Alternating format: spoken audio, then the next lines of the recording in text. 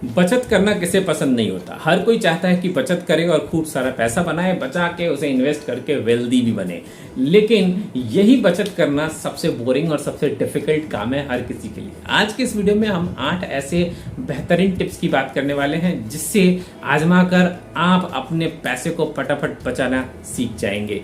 इसे शुरू करते हैं बिना किसी देरी के। सबसे पहला काम तो आपको करना पड़ेगा बजटिंग का। ये सबसे बोरिंग काम है, इसको सुनते ही दिमाग खराब हो जाता है। बजटिंग कौन करे, कौन लेखा जोखा रखे।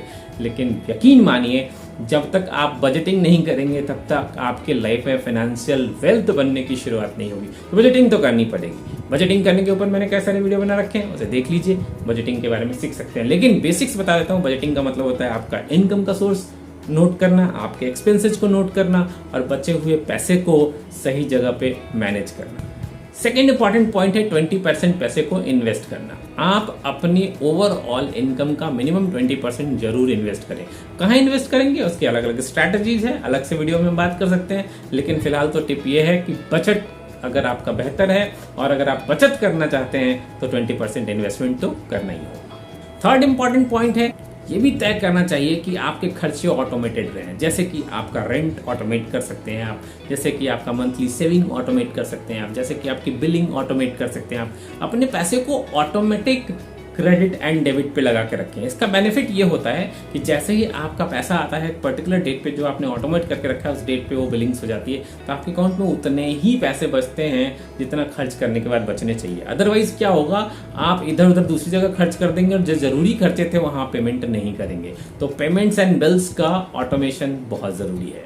सजेशन नंबर 4 कहता है कि कम से कम 2 मिनिमम अकाउंट्स आपके होने चाहिए। एक अकाउंट जिसमें पैसे आते हैं और एक अकाउंट जिससे आप पैसा खर्च करते हैं। खर्च करने वाले अकाउंट में पैसा तुरंत ही 60% ट्रांसफर कर दे। आपके पास पैसा आ गया जिसमें आपका इनकम आता है, उसमें से 60% मनी आप ट्रांसफर कर दीजिए खर्च वाले अकाउंट में और उसी 60% पे खर्च करने की कोशिश करें। अभी भी 20% आपके पास एक्स्ट्रा बचा हुआ है, क्योंकि 20 तो आप सेविंग कर देंगे लेकिन 20 फिर भी रहेगा। कोशिश करें 60% से ही खर्च करें, इसी से काम चलाएं और जो बाकी के 20% बचते हैं उसकी प्लानिंग में आगे बताऊंगा। 5वां इंपॉर्टेंट पॉइंट है, पैसे को टच एंड फील कीजिए। हाथ से छू के मजे लेने की कोशिश करिए। जी हाँ, मेरे कहने का मतलब ये है कि कोशिश कीजिए कि ऑनलाइन एंड यूपीआई ट्रांजैक्शंस ना करना पड़े। जितना ज्यादा कैश ट्रांजैक्शंस करेंगे आप पैसे को उतना ज्यादा टच करेंगे और फील करेंगे कि आप पैसे खर्च कर रहे हैं। यूपीआई ट्रांजैक्शन में 1 लाख रुपए यूं निकल जाता है, आपको मालूम नहीं पड़ता। लेकिन अगर हाथ से गिन के किसी को 1 लाख रुपए देना पड़े ना, तो मजा ही आ जाएगा। मालूम पड़ेगा कि आपने 1 लाख रुपए खर्च किए।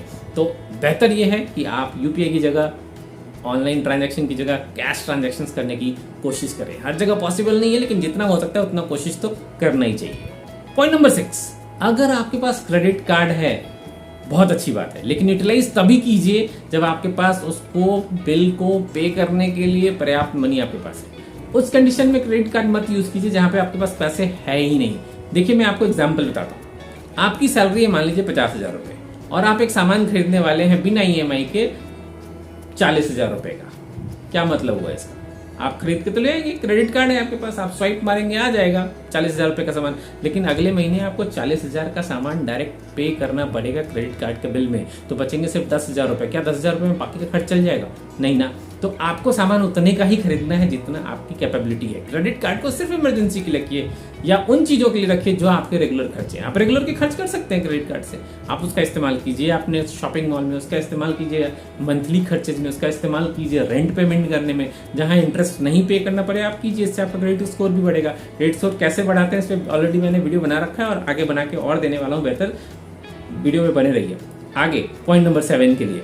पॉइंट नंबर 7 कहता है कि कोशिश कीजिए कि आप अपने घर के खर्चे का सामान ऑफलाइन स्टोर से खरीदिए या ऑनलाइन स्टोर से खरीदिए विद डिस्काउंटेड रेट। देखिए, जो भी सामान आप लोकल रिटेल शॉप से खरीद के लाते हैं उसमें एमआरपी के ऊपर सामान आपको मिलता है। मान लीजिए कि आप हॉर्लिक्स की बॉटल खरीद के ला रहे हैं, उस पर एमआरपी लिखा है 250 रुपीज, तो वो 250 में ही देगा और बहुत कम करेगा तो 245 आपको देगा, इससे कम नहीं करेगा। लेकिन जब आप ऑनलाइन शॉपिंग करते हैं या फिर ऑफलाइन स्टोर्स, जो बड़े बड़े स्टोर्स हैं, आदित्य बिरला के स्टोर हैं, स्टार बाजार है, टाटा का है, ऐसे बड़े बड़े स्टोर्स पे जाके आप जब शॉपिंग करते हैं तो इन स्टोर्स पे आपको 5 से 10% का नॉर्मल डिस्काउंट मिल जाता है। और इस तरीके से अगर आपने 5,000 का बिल बनाया और उसमें 10% का डिस्काउंट निकाल लिया तो आप 500 रुपए की बचत कर पाएंगे। इन्हीं छोटे छोटे 500 रुपए से कभी वो 1 लाख रुपए हो सकता है। एंड बेहतरीन पॉइंट नंबर 8, कोई भी सामान खरीदने से पहले ऑप्शन चेक कीजिए, क्या ये रेंट पे अवेलेबल है। घर खरीदना चाहते हैं, अगर कैश आपके पास नहीं है अवेलेबल तो क्या रेंट पे रह सकते हैं। कार खरीदना चाहते हैं, नहीं है अगर पर्याप्त मनी, तो क्या आप ओला उबर से काम चला सकते हैं।